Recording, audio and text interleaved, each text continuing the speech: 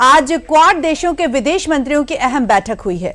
Hyderabad house में हुई इस बैठक में विदेश मंत्री एस जयशंकर, अमेरिकी विदेश मंत्री मार्को रूबियो, ऑस्ट्रेलिया के विदेश मंत्री पेनी वोंग और जापान के विदेश मंत्री तोशिमित्सु मोटेगी शामिल हुए।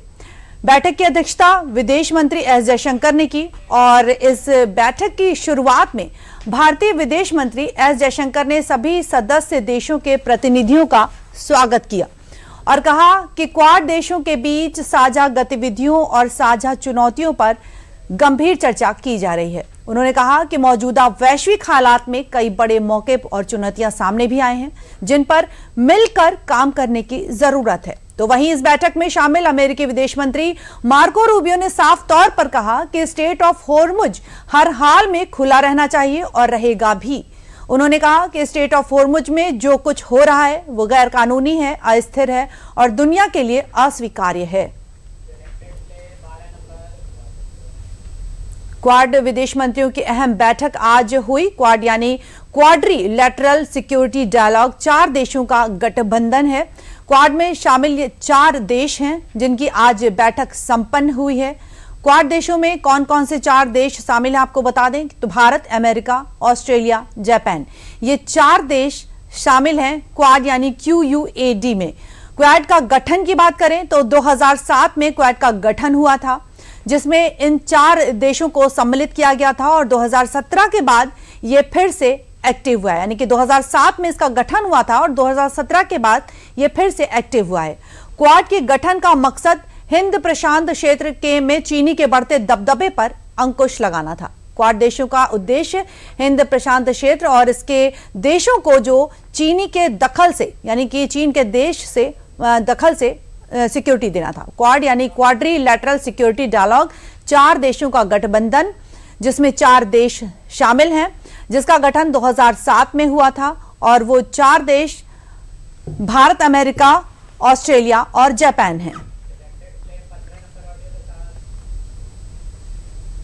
We will be discussing and deciding our shared activities. Obviously, that will take into account the many challenges and opportunities in the world. Our focus will clearly be on the Indo-Pacific, which is the specific remit of the Quad. At the global level, we have to address issues like supply chain resilience, connectivity choke points, manufacturing and resource concentrations, and gaps in critical infrastructure. Each one of them offers a new argument for more partnerships, stronger growth, and realizing the promise of technologies. The Indo-Pacific has, in addition, its own particular concerns. This will require enhancing strategic confidence, ensuring maritime security, promoting economic choices, and fostering a deeper collaborative ethos. And that is best done by promoting trusted and transparent partnerships. और आइए और अधिक जानकारी ले लेते हैं। हमारे साथ जुड़े हैं विदेश मामलों के जानकार हैं रुद्र प्रताप दुबे जी। रुद्र जी, स्वागत है आपका। राजनीतिक विशेषज्ञ हैं। रुद्र जी, क्वाड जो 4 देशों का समूह है, दिल्ली में आज इसकी एक अहम बैठक भी संपन्न हुई। सबसे पहले तो इसके गठन के बारे में हम आपसे जानना चाहेंगे कि किन उद्देश्यों के तहत इसका गठन किया गया था। 2007 की बात करें हम तो जी। निधि जी, इंडो पैसिफिक क्षेत्र में चाइना के बढ़ते दबदबे को रोकने के लिए 4 देश करीब आए थे। ये वो समय था कि जब ये माना जा रहा था कि साइबर सिक्योरिटी पर पहले से काम हो जाना चाहिए। ये वो समय था जब लोग लोकतंत्र पर की बातें कर रहे थे कि देशों में लोकतंत्र होना चाहिए।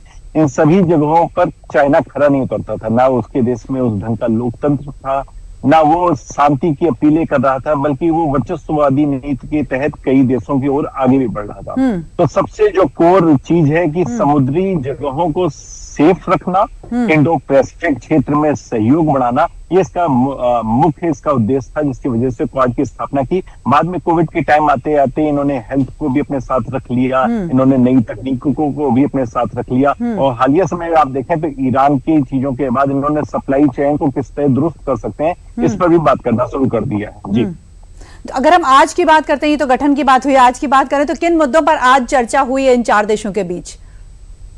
निधि जी, बहुत से जरूरी मुद्दे हैं, खासकर साइबर स्पेस को सेफ बनाना। साइबर सिक्योरिटी इतने वक्त का एक बड़ा मुद्दा है। वैश्विक हालात जैसे रूस और यूक्रेन के बीच में है, ईरान और अमेरिका के बीच में है, तो सप्लाई चेन, बढ़ती हुई कीमतें, महंगाई और घटते हुए रोजगार के अवसर को चारों देश मिलकर कैसे पाट सकते हैं। तीसरा, टेक्नोलॉजी ट्रांसफर को। देखिए, दुनिया बहुत तेजी से बदल रही है, नई नई तकनीकें आ रही हैं। इन तकनीकों में ये चारों देश मिलकर क्या नए प्रयोग कर सकते हैं और अपनी बनाई हुई चीजों से कैसे दूसरों को फायदा कर सकते हैं, इस पे बात है। चौथा सबसे जरूरी चीज है क्रिटिकल मिनरल्स। आने वाले समय का ईंधन है, सेमीकंडक्टर्स को लेकर और तमाम चीजों को लेकर। इन 4 विषय हैं निधि जी जिन पर इस बार सबसे अधिक आवश्यकता है बात करने की, और साथ में जलवायु परिवर्तन और स्वास्थ्य समझौते को लेकर तो बात हो ही रही है। जी, हम बात करते हैं सुरक्षा की, सप्लाई चेन की या फिर टेक्नोलॉजी की। जैसा कि आपने कहा, तो कहीं ना कहीं मैन पावर के साथ जब इनका सहयोग मिलता है तो डेवलपमेंट होना लाजमी है। हाँ, निश्चित तौर पर। देखिए, दुनिया की बड़ी शक्तियां करीब आई। अगर आप बात करें, ऑस्ट्रेलिया है, अमेरिका है, जापान है, इंडिया है, ये वो सारे देश हैं जो, बिल्कुल आपने सही वर्ड यूज किया, मैन पावर, ये मानव संपदा वाले देश हैं। इनके पास बड़ी शक्ति है मानवीय। अगर आप उसको तकनीकी के सहारे जोड़ते हैं या आप उसे बाजार के तौर में तोलेंगे, तो ये बड़ी अर्थव्यवस्थाओं वाले देश हैं। ये देश जब करीब आते हैं तो न केवल तकनीकी हस्तांतरण से, बल्कि अपने रिसर्च को खोलकर साइबर स्पेस में बात हो रही है। और साथ ही साथ आप देखें कि इनमें अंतरिक्ष में ये चारों देश मिलकर क्या कुछ नया कर सकते हैं, इस पर भी बड़ी बातें हो रही हैं। बड़ी बात है कि ये कोविड की बात की स्थितियों में चाइना की विश्वसनीयता जिस तेजी से घटी थी, उस गिरती हुई विश्वसनीयता पे इन चारों देशों ने करीब आकर न केवल जलवायु परिवर्तन पर बात किया, ग्रीन हाइड्रोजन पर बात किया, ब्लू इकोनॉमी पे बात किया, बल्कि अब ये बात कर रहे हैं कि ये सप्लाई चेन को कभी कैसे दुरुस्त किया जा सकता है। तो ये माना जा सकता है कि ये क्वाड देशों का समूह विश्व के लिए सोचने वाला समूह बन चुका है। बिल्कुल, बहुत बहुत धन्यवाद रुद्र प्रताप जी हमसे जुड़ने के लिए और तमाम अपडेट्स देने के लिए। बहुत बहुत धन्यवाद।